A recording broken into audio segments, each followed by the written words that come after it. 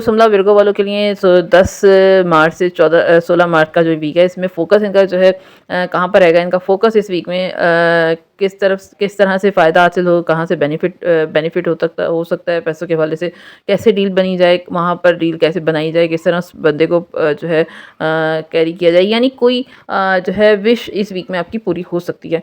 सेहत के हवाले से थोड़ी सी गैस प्रॉब्लम और स्किन प्रॉब्लम तंग कर सकती हैं। रुपए पैसे के हवाले से जो है अच्छा फ्लो रहेगा। अचानक से कोई फ़ायदा होगा, अचानक से कोई रुका हुआ पैसा होगा, यानी अचानक से ही कोई काम आपका बनेगा जिससे आपका पैसे का फ्लो अच्छा रहेगा। रिलेशनशिप के बारे में बात करूँ तो लाइफ पार्टनर के साथ रिश्ता अच्छा रहेगा।